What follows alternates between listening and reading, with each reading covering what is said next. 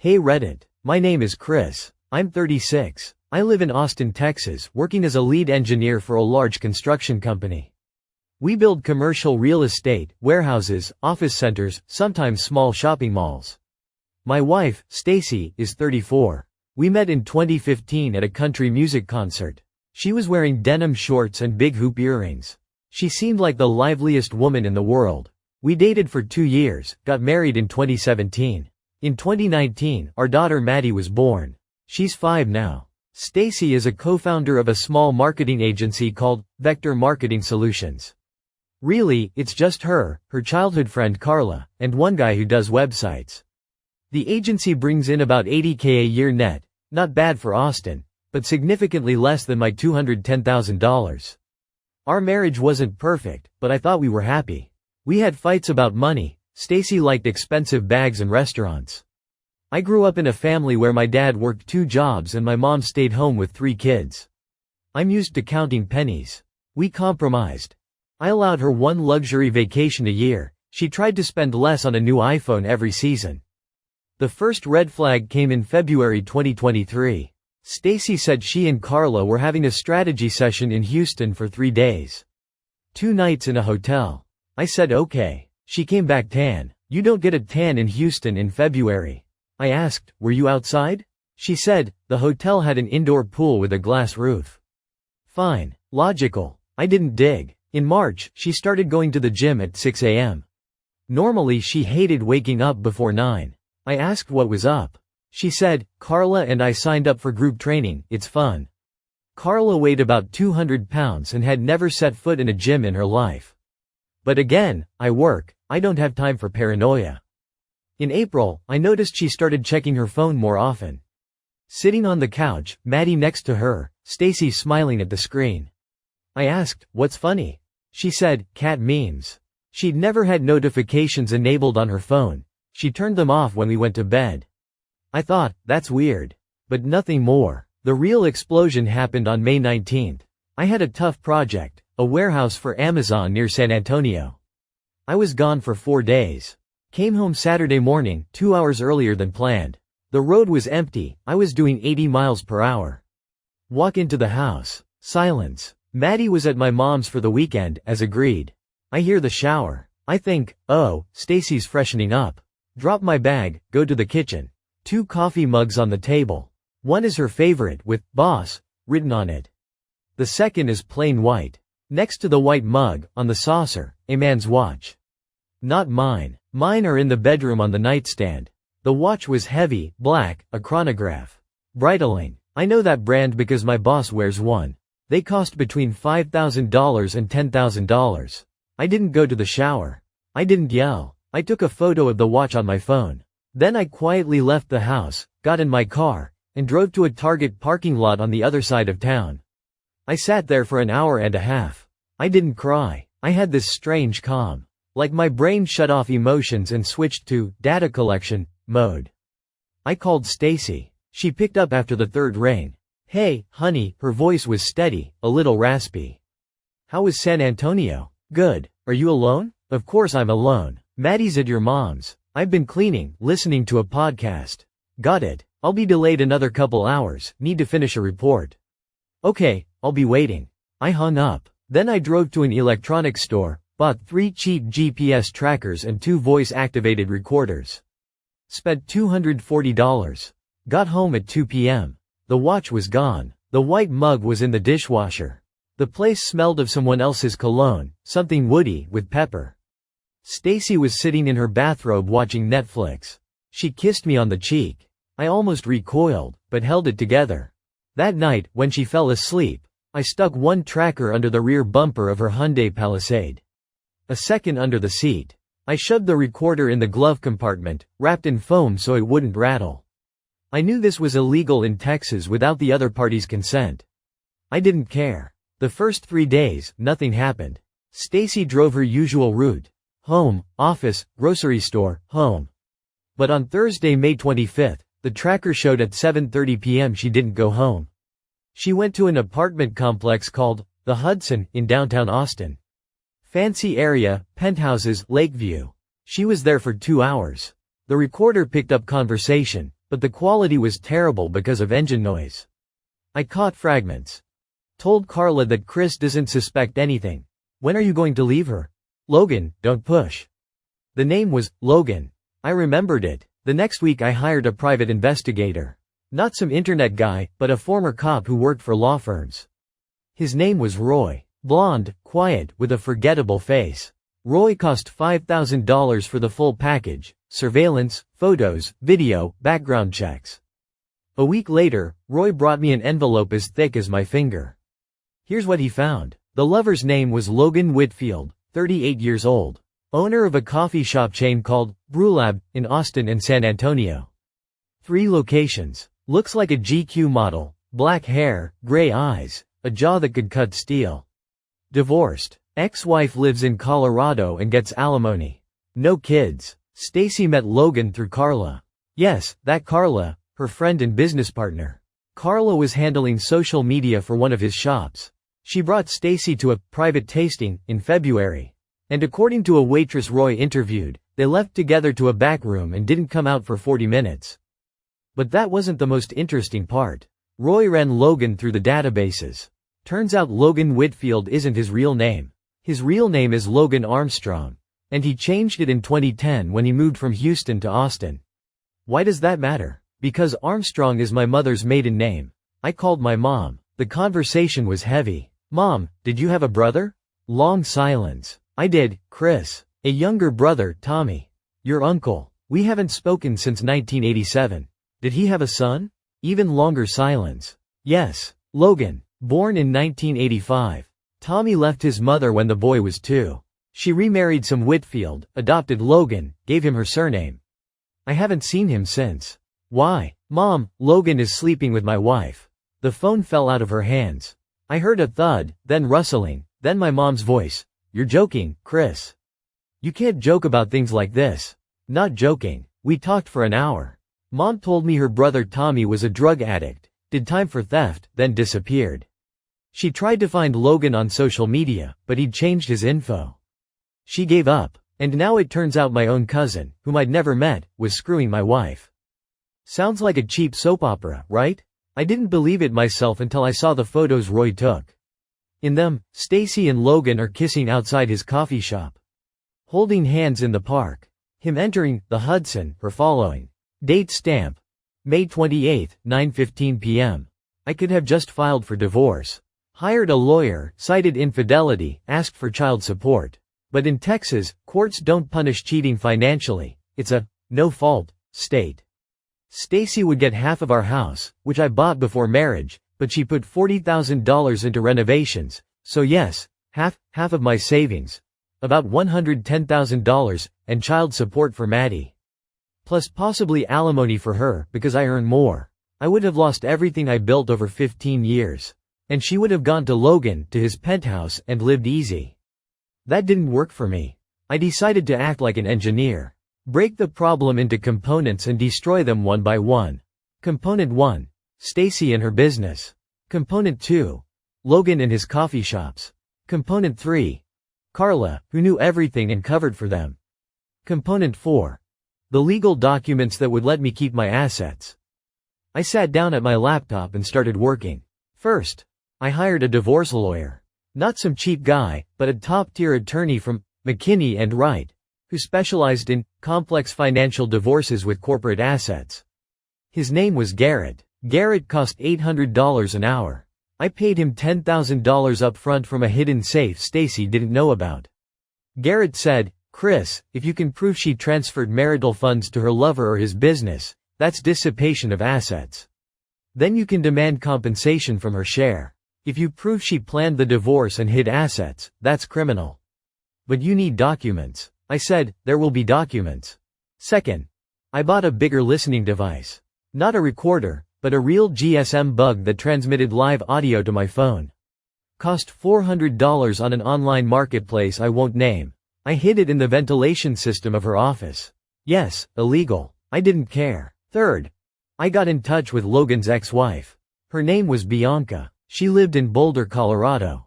I messaged her on Facebook through a fake account. Posed as a journalist writing about Austin entrepreneurs. Asked if she'd like to share her experience being married to Logan. Bianca bit. Turns out she hated Logan with a burning passion. He hadn't paid alimony in a year and a half. She'd sued him, the case was ongoing. She told me Logan had been transferring money from his coffee shops to a personal offshore account in Belize. She had copies of bank statements. She agreed to share them. In exchange, I promised to testify against Logan in her alimony case. I kept that promise. Stacy thought I knew nothing. She kept seeing Logan on Tuesdays and Thursdays. I pretended to see nothing. I even got nicer. Made breakfast. Took Maddie to the park. Stacy probably thought I was an idiot. Meanwhile, I launched my attack on Vector Marketing Solutions. I found out their biggest client was a local dental chain called Bright Smile, which brought in 40% of the agency's revenue. Their contract ran through September. I wrote an anonymous letter to the owner of Bright Smile, Dr. Phillips.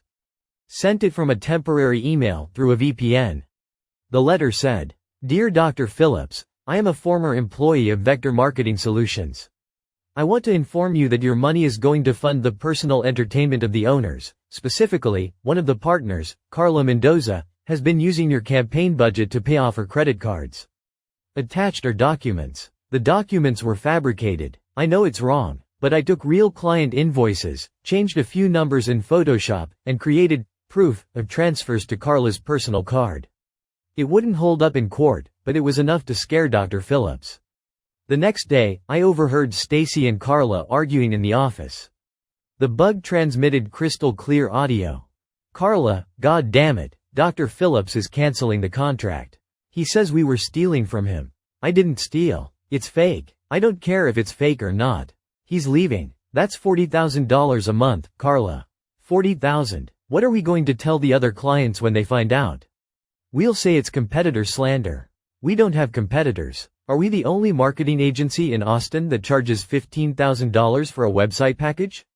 No. Are you stupid?" They fought. Carla left in tears. Stacy stayed alone and sobbed. I listened to this and felt nothing. Emptiness. 3 days later, their second biggest client left, a chain of fitness clubs. I sent them a similar letter, but this time about Stacy, that she was using their data for personal publicity and selling member contacts to third parties. Fake again, but documented. Within a week, the agency lost 70% of its revenue. Stacy couldn't sleep. She started drinking wine from the bottle in the kitchen, thinking I was asleep. I heard her whisper into the phone, "Logan, I need money urgently. Take me as a partner in the coffee shop, please. I can't do this anymore." Logan, judging by the responses I only heard from one side, made excuses. Said he had his own problems, that the IRS had started an audit, that his ex-wife filed a new lawsuit. He didn't know I caused all those problems. The IRS audit I triggered with an anonymous tip. I attached the statements Bianca gave me. The IRS loves those kinds of anonymous tips if they look plausible. And those statements were real. On July 2nd, I decided it was time to meet Logan in person. I went to his main coffee shop on South Congress. Ordered a black coffee and sat by the window. Logan stood behind the counter. He was even better looking than in the photos. Tall, athletic, an expensive watch on his wrist. A different one, not the bridling. He smiled at customers, joked with the baristas. Seemed like the life of the party. I waited until the line was gone, then walked up to the counter. "Logan? Yeah, what's up?" He looked at me. No recognition in his eyes. Of course, we'd never met. "My name is Chris. Chris Weston. Stacy's husband." His face didn't change. No fear, no surprise. Just a professional mask. "I don't know what you're talking about, Mr. Weston. Stacy is my business partner? She does marketing consulting for my shop? Don't lie to me, Logan. I have photos and audio. You fucked my wife in my house while my child slept in the next room." Then he tensed, but recovered quickly. "Even if that's true, what are you going to do? Shoot me here? In front of the cameras?" He nodded toward the ceiling, where a security camera hung. "No, Logan. I came to tell you something. We're related. Your biological father is Tommy Armstrong. He's my uncle. We're cousins." Logan went pale, visible even under his tan. "You're lying. Call your mother. Ask what her first husband's name was. You'll find out." He pulled out his phone, dialed, stepped into the back room. I heard fragments. "Mom, is this true? You hid this from me for 36 years? I can't deal with this now, Mom, I'll call back. He came back 5 minutes later. White as a sheet. Let's say you're not lying. That doesn't change anything. It changes everything. When I file for divorce, I'll include you in the lawsuit. Under Texas law, relatives cannot have intimate relations with a family member's spouse if it damages the marriage. It's an old law, but it's still on the books. You'll owe me damages. And when your ex-wife wins her alimony case, you'll go to jail for non-payment. I turned and left. The coffee sat untouched. 2 days later, Stacy came home and started screaming. Logan had told her everything. You're insane, Chris, she yelled. You threatened Logan. You sent those letters to my clients, didn't you? I'm neither confirming nor denying. You destroyed my agency. We have no money. Carla quit. Stacy, you destroyed our family when you spread your legs for my cousin. She hit me, open hand across the face. I didn't move. You won't get anything, Chris. I'll hire the best lawyer and take everything from you. And I'll take Maddie. You can't hire a lawyer because you have no money. And Maddie will stay with me because I'll prove you took her on dates with your lover. I have a recording of Maddie telling her grandma. Mom introduced me to Uncle Logan. He has a big dog at his house. Stacy froze. It was only twice. She asked to go. The judge won't care. He'll see you exposed a 5-year-old child to risk by bringing her to the home of a strange man you were sleeping with. In Texas, that's considered endangerment. She burst into real, hysterical sobs. Dropped to her knees. Chris, please. I love you. I'll stop everything. We can go to therapy. You don't love me. You love the money I make. I went into Maddie's room and closed the door. Part 6. An ending I didn't expect. Things got worse. A week after that fight, Logan called me himself. From an unknown number. Chris, we need to meet. Without Stacy. I agreed. We met on neutral ground, a park by the lake. Logan looked terrible. Dark circles under his eyes, stubble, wrinkled clothes. She's blackmailing me, he said. Stacy. Who's blackmailing whom? Stacy is blackmailing me. She found out about the offshore account in Belize. Threatens to tell the IRS if I don't give her $200,000. I don't have that money. It's all in the coffee shops, and the IRS froze my accounts after your tip. I whistled. And you came to complain to me? The guy whose wife you fucked? I came to offer a deal. You helped me destroy her in court. I'll testify that she planned the divorce and hid assets. I know where she keeps her cash. She withdrew $30,000 from your company accounts over 6 months and put it in a safe deposit box under Carla's name. Why would you do that? Because she's dangerous. She's not just a cheater. She's a psychopath. She says if I don't pay, she'll go to the police and claim I raped her. We have a WhatsApp thread where she writes, "You're mine, or I'll destroy you." It's extortion. I thought it over. Using Logan as a witness was brilliant. But I hated him. Every cell in my body wanted to just wipe the pavement with him. Fine, I said, you testify. And I won't touch your coffee shops anymore. But you leave Austin. Forever. Agreed. We shook hands. Cousins, united against a common threat. Who would have thought? The court case lasted 4 months. Logan testified under oath. Stacy tried to discredit him, but he had screenshots of their texts where she demanded money. The judge believed him. Carla also testified. I had dirt on her, she took kickbacks from client vendors, and threatened to report her to the DA unless she told the truth. She told everything. How Stacy ordered her to tell me Logan was just a client, how they made up alibis together, how Stacy laughed about me with Logan at meetings.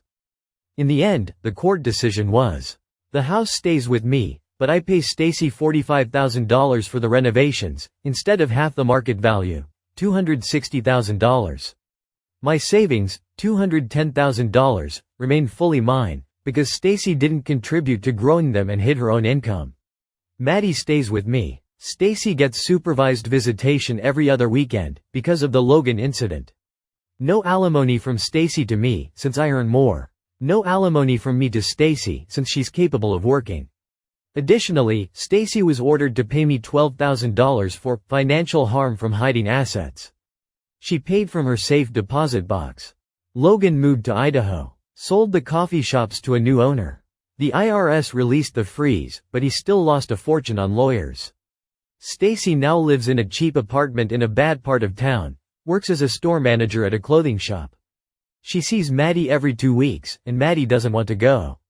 Cries before every visit. I don't feel triumph. Sometimes I wake up at night and think, could I have done things differently? But then I remember her smile when she lied to my face, and the anger fades.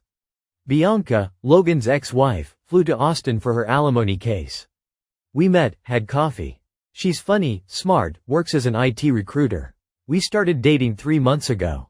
She's not like Stacy. She's painfully honest. She asks me, are you sure you want a relationship after all that? I say, with you, yes.